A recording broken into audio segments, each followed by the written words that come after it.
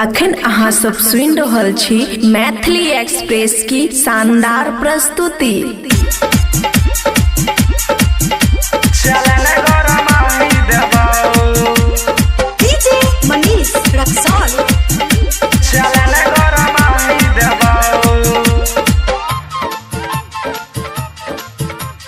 खुशी recording studio बलुआहा।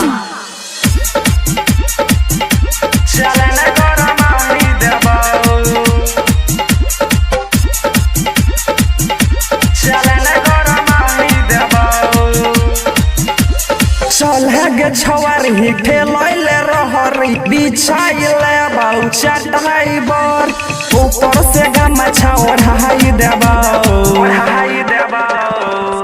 हैलहिया बठंडे चलन गोरा माही देबाउ गे छवार ही गोरा के चलन गोरा माही देबाउ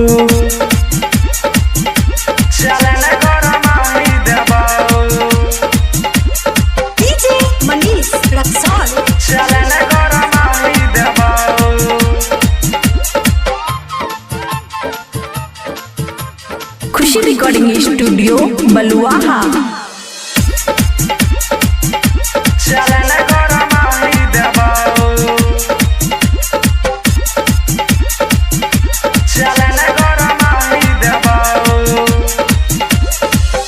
एको बार दिलही नाही छौड़ी तो चिखाई गे छौड़ी तो चिखाई गे घर में अब चल गेलै अइलै अब ठंडी गे अइलै अब ठंडी गे एको बार दिलही नाही छौड़ी तो चिखाई गे घर में अब चल गेलै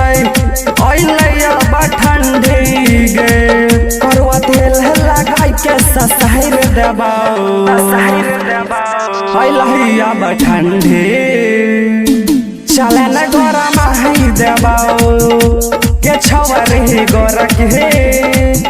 चले न गोरा माही देबाउ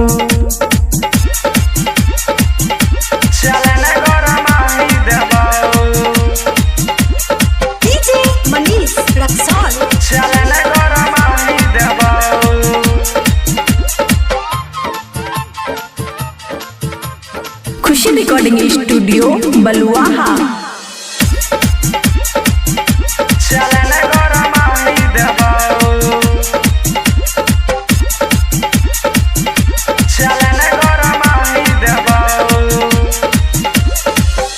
मझर संग खेल रही छौरी तो हो खेल गे छौरी तो हो खेल गे अब किए कहे छही जैबो नहीं अकेला रे जैबो नहीं अकेला रे आई खून मनबो नहीं तोहर कौन बतिया गे जाबे दही ऊपर नीचा हिल दही खटिया गे राहुल राजो बोलैले तो हैलहिया ठंडी चले न गोरा माही देबाउ के छवर ही गोरा के चले न गोरा माही देबाउ चलगे छवर ही ठेलैले रहरी बिछाइले बाउ चटाई बर ऊपर से गमछा ओढ़ाई देबाउ हैलहिया ठंडी चलन गोरा माही देबाउ गे छवर ही गोरा के चलन